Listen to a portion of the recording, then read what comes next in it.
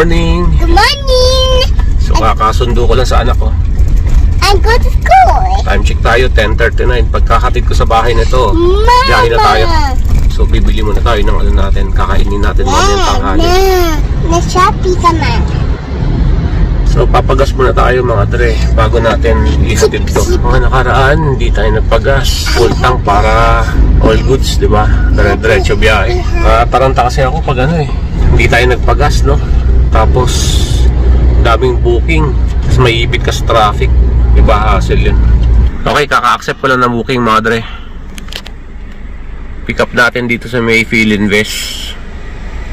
So nasa 2.5 km yung layo. Puntang pick up tayo. Diyan natin hatid. Nagkano rin tayo kahit anong ingat natin, no? Nagkasipon din tayo. Kasi mga bata talaga mga dre, no? Pag nagkasipon, matik na yan. Pagkakasipon tayo. Kaya medyo matagal-tagal tayong hindi nakapag-upload ng video natin. Kasi nga dahil doon, parang baby tayo, no? Pag nagkakasipon tayo.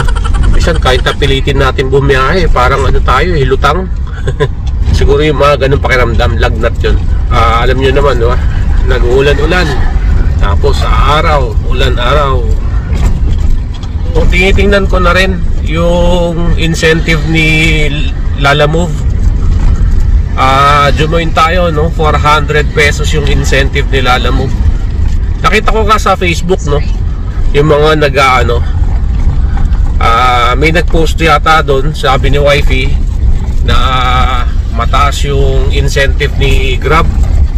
So pagka-check natin kay Grab, wala naman, 100 pesos tapos 120 pesos. Kasi may nakita daw siya, no, mataas yung incentive ng Grab driver. So wala, yun, maling balita yun. So maniniwala tayo, no, kapag na-experience natin na sa Grab app natin, nakita natin na may incentive na mataas. So sana bumalik yung 1,000 plus ni try natin, kahit na 2 araw straight tayo kay Lalamove para rin tayo, maiba naman din. Ayoko lang talaga kay Lalamove, no? Pinapasok ka talaga sa iskinita. So kahit na alanganin yung two-way pa, hihintay mo pa yung magkakarga.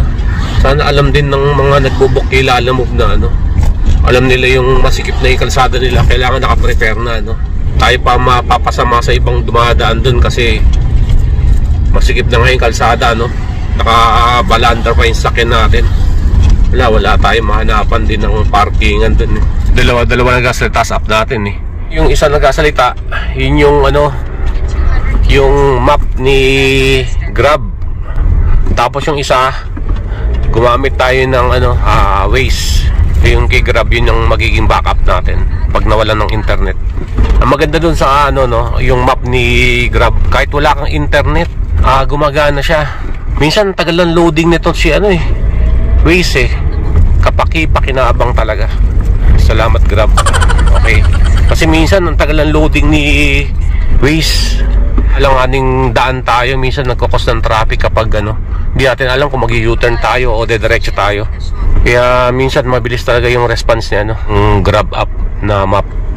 Okay mga dre, dito na tayo. Inom muna tayo ng tubig habang wala pa yung pasahero natin.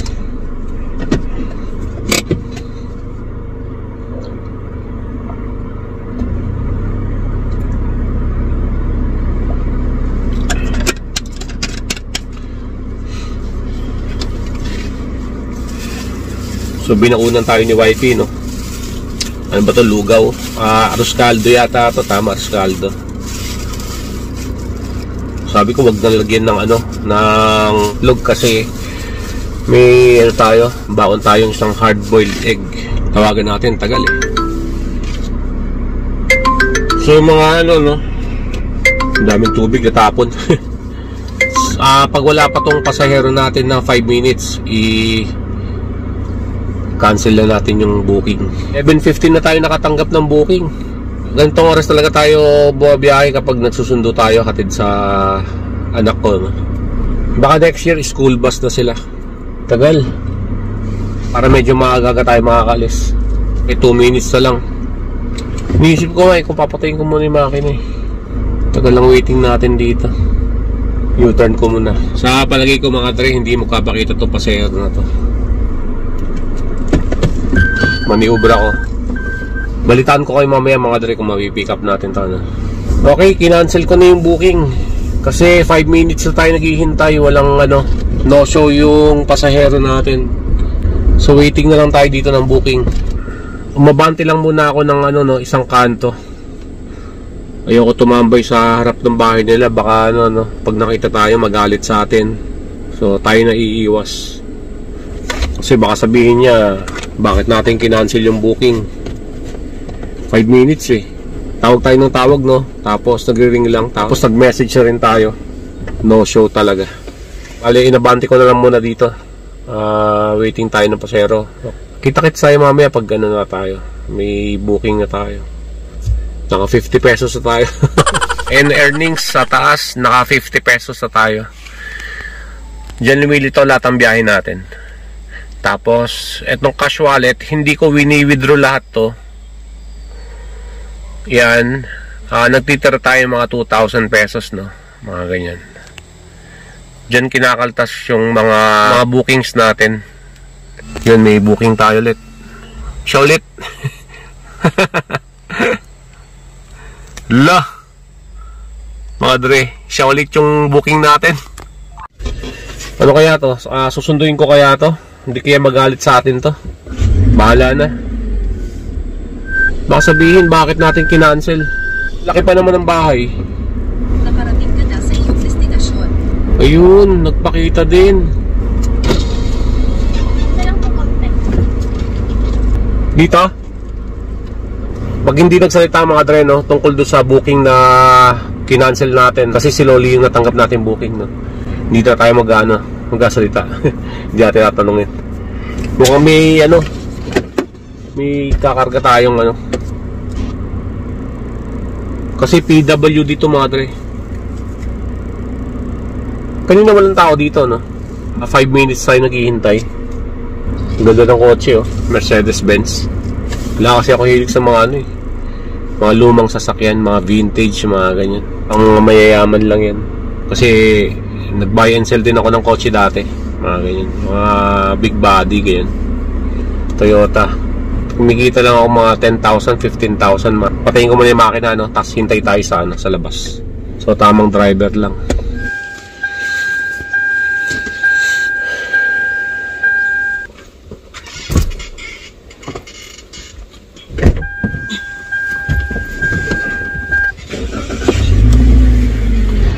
Dito nga pala nagpahatid mga dre sa Ayala Feliz.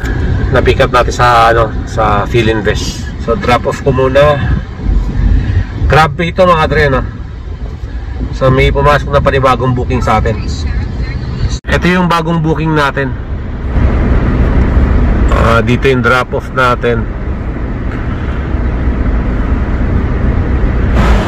Pag ganito kaaga mga dre, hindi ko na tinitingnan kung gaano kalayo yung natin.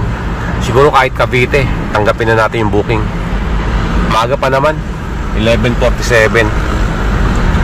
Hanggang ngayon mga dre, nangangapa pa ako kung ano magandang diskarte sa pag-accept ng booking. Nag-open muna tayo ng bintana natin.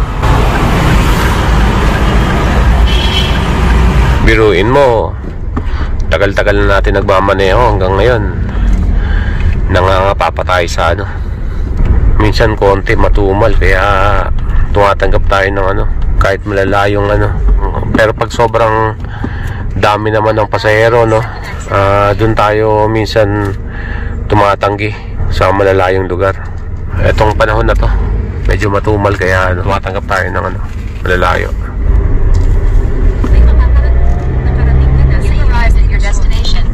Yun mukhang sila yung pasahero natin. Maraming pasalubong.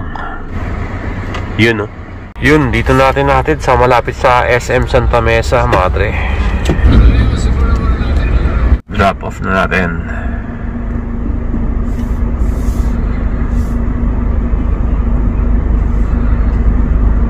Wala pa tayong booking. Maganda bago natin mag-drop off to, no? May papasok agad na booking sa atin. Ano tayo muna? Tabi muna tayo. Kain muna tayo para dire-diretso na yung biyahe natin. So hanap muna tayo ng pwesto dito. Marami naman tayo matatambayan dito. So nga lang, pili tayo ng pwesto na malilim. Siguro dito naman tayo tumambay.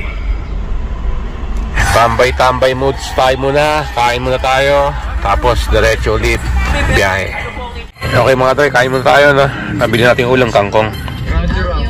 Radio. Wala. Receipt. Resibo. Resibo. Rat. Sabi ni... saan tayo mag-umpisa? Dito naman. Grabe oh. May pumasok na booking dito. 99 pesos lang. Ayan no. So ikakaltas pa ni Lalamove dyan yung ano niya, no? Commission niya. So ewan ko na lang kung magkano yun. Nasa 5 kilometer yung ano, pick up.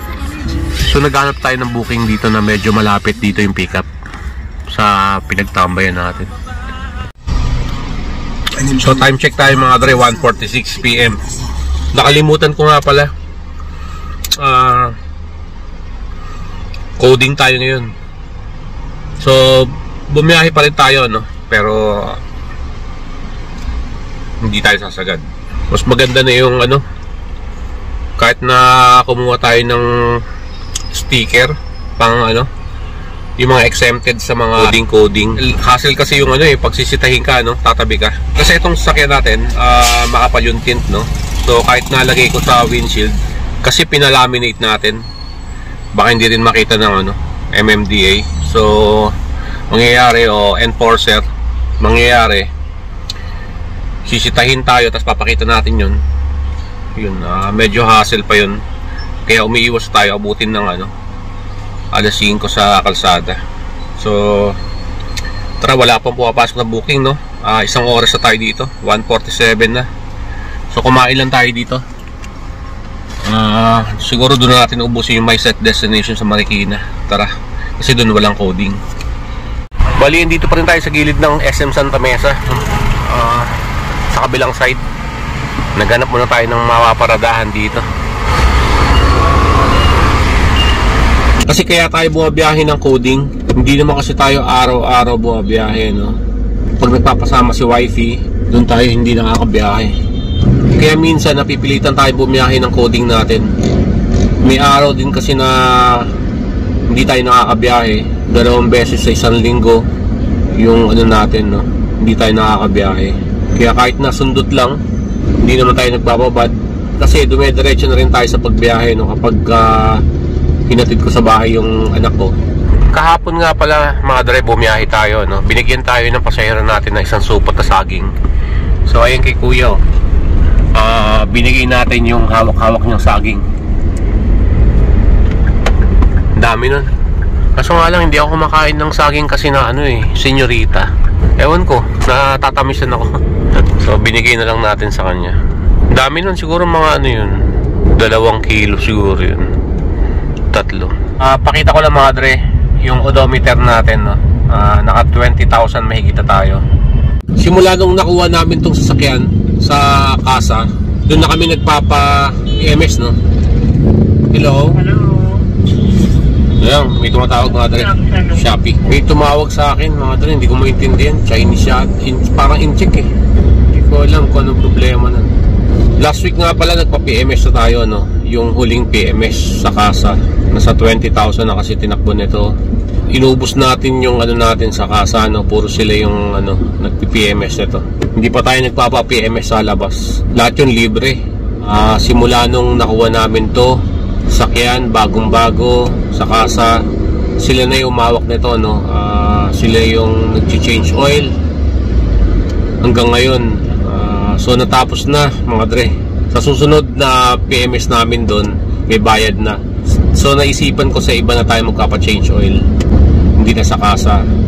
Simulat sa pool, sa kasa tayo nagpapa-PMS hanggang ngayon. Libre yun, wala tayong ginagastos doon. Okay, may pamerienda pa sila, no? So siguro next na change oil natin ito, 25,000. sa labas na tayo na bibili ng langis. May naisip na rin tayong langis na bibilin para dito, gaya ng ganun pa rin yung ginagamit kong langis sa Vios saka sa sa Hyundai Accent ko na CRDI. Ganun pa rin yung brand, pero syempre gasolina to, no? Yung CRDI natin na Hyundai, yun, diesel yun. Yung Vios, same brand din yung bibili natin na langis, kasi subok na maganda yung langis na bibili natin. Fully synthetic. Okay, sa naman tayo nagpapa-change oil sa Shell, ganyan. Tayo nang bumibili ng langis, no? Hindi yung Shell na brand, may additional yata sila na bayad. Hindi ko lang alam kung nasa 100 o 150 yung charge sa atin, no? Kapag tayo bumibili ng sariling langis na hindi Shell yung brand. So hanggang ngayon naka-set destination tayo, wala pa rin papasok na booking. So nasa Aurora Boulevard na tayo, waiting tayo, continuous pa rin yung waiting natin. Nahuli yung puti sa kaliwa, binara siya, walang booking. So try natin dito sa SM Marikina, tumambay. So dito tayo sa tambahin natin kung saan tayo naghihintay. Sa bandang kaliwa yung SM Marikina, dito medyo malilim. Yun, may booking tayo. Kakapasok lang, nasa 1.6 km yung pag-pick up. Dito na tayo tanggap ng booking sa sa Ayala Feliz. Nung pagkadaan natin sa Ayala Feliz, doon tayo nakakuha ng booking. So galing pa tayo ng layo-layo ng Lupalo, kabilang bundok yata yung pa yung pinanggalingan natin para makatawid dito. Dito tayo nakakuha ng booking. So wala, ganun talaga. Medyo may araw talaga na hindi mo na-expect na walang ganong karaming booking. Yung pick up natin, tinatawagan natin, medyo alanganin yung natin, paradahan natin kasi ang dami nakaparada dito sa sa gilid. Hello po, dito na po ako sa harap ng eskwelahan. Dito lang po tayo. Doon po yung may brown pa na gate, tapos may bamboo. Okay. Ito. Pero hindi ganun katindyang. Yun, tagal. May pumasok na booking. Diyan yung booking natin, Naabot tayo ng 1 oras o 2 oras dito. Ang importante mga kadre, may booking tayo. Tara. Kala ko wala nang papasok na booking Naisipan ko na rin umuwi. Bukas naman ulit tayo, babiyahe. Ayun, sa awan ng Diyos, nakakuha tayo ng booking. Kain tayo kanina mga alas 12 ng tanghali. Hanggang ngayon lang tayo nakakuha ng booking. Pero hindi naman tayo paikot-ikot. Parang ito, siguro 2 oras tayo nakatambay dyan. Kanina kumain tayo 1 oras, mahigit. Tagal. So yun ang sinasabi ko mga dre, kapag medyo malakas yung natin, biyahe natin, matuto tayo mag-ipon. Okay, hindi lahat ng oras malakas ang biyahe. Katulad nito, lalo na pag may mga bayarin tayo. So pagkabayad na lang natin ng mga kung anong dapat bayaran, doon natin gastusin yung sobra. Okay, dito na tayo mga dre. Bali ang kagandahan naman dito, hindi dire-diretso yung biyahe natin, nakakapagpahinga tayo. Parang ngayon nakatulog tayo, Tapos pati yung sasakyan natin nakakapagpahinga din. Hindi yung dire-diretso. Kaso nga lang sobrang tagal naman yung pahinga. Tsaga-tsaga lang talaga ngayon panahon. Ngayon lang tayo nakatanggap ng cash. Kanina puro GrabPay. Buti nga may pumasok ngayon sa atin, 196 all goods. Naka pa lang tayo, naka pang-4 na booking pa lang yata ito.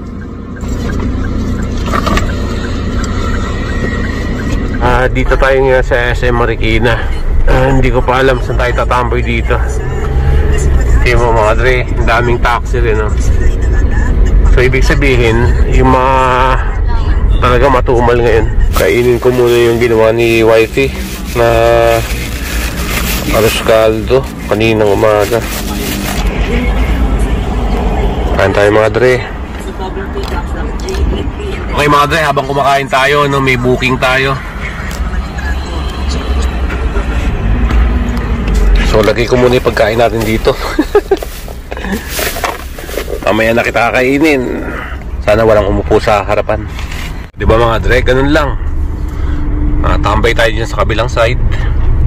Tapos malamang sa malamang dito papasok yan sa si Marikina or Riverbanks. Saan ka? Nasaan ka ba? Sumagot ka naman! Mamaya natin kainin yan. May kasama kayo? Ah, wala po. Okay. Kaka-arrive lang natin dito. Diyan yung drop-off natin. So sa Marikina lang yan, madre. Paikot-ikot lang tayo dito. Tambay ulit!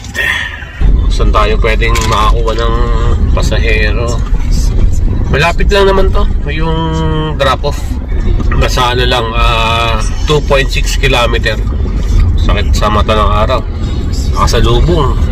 May isang may set destination pa tayo na ubusin natin yun. Tapos bachi uwi na tayo. Yan yung eksena. Diba? Parang may nakatutok na flashlight eh. Kahit na pa isa-100 lang yan, makakaipon din yan. Makapalaki pa natin yan. Dito pick up natin mga dre. Buti na lang hindi gabi. Araw-araw. All goods. Kaya pala nagta-traffic dahil mga pulis sila eh. Mga pulis yung laman. Oo, pulis ang laman. Mga bus. Mga ano, no? Parang ano, may susugurin sila. Parang lalaban sa tao. Oo, Ang dami. mga pulis sila. NCRPO. Full force ah. Okay. Konti na lang yung may set destination natin. Isa na lang. Ubusin na natin, tapos uwi na tayo. Continue natin yung kain mga dre. Kakababa lang ng pasero natin, no? Nakatago yung manok mga dre. Sinama pala ni wifi, no? Yung manok. Time check tayo. 5:55. So isang bar lang yung nabawas sa gas natin, ha? Nawalan pa ako ng ano, internet, ha? Kanina pa tayo nakatambay dun. Siguro kaya walang pumapasok na booking. Connecting, no? Ito lang yung naging biyahe natin ngayong araw mga dre. 6 bookings, no? Sanay naman na tayo dyan. 1,229. Pero isang bar lang naman nabawas sa gas natin. Si PRRT. Uwi na tayo mga dre. Ito na lang yung gagawin natin video ngayon, no? Kasi plano ko kasi pagdudugtungin ko yung biyahe ko ngayon saka biyahe ko bukas kung magkano yung mati-take home natin. Kasi nga nakakadismaya rin, di ba? Nasa 1,200 lang. Tatagal yung pag-edit natin, no? Pag-upload natin ng video kapag sinama ko yung biyahe natin bukas. Kasi buong araw yun. Umaga hanggang gabi. Pangsamantala, ito muna yung i-upload natin video. Diretso tayo sa gasoline station. Okay, sana nga, no? Nasa 300 lang yung gas natin ngayon. Para kahit papano may maka-take home man lang tayo ng mga 800 o 900. Bumiyahe tayo kaninang umaga, mga alas 11 na yun. Naghatid sundo kasi tayo sa anak. Tapos uwi na tayo ngayon, mga alas 6. Hanggang sa muli mga dre, ingat po kayo lahat. God bless. Dre, full tank ba? 300.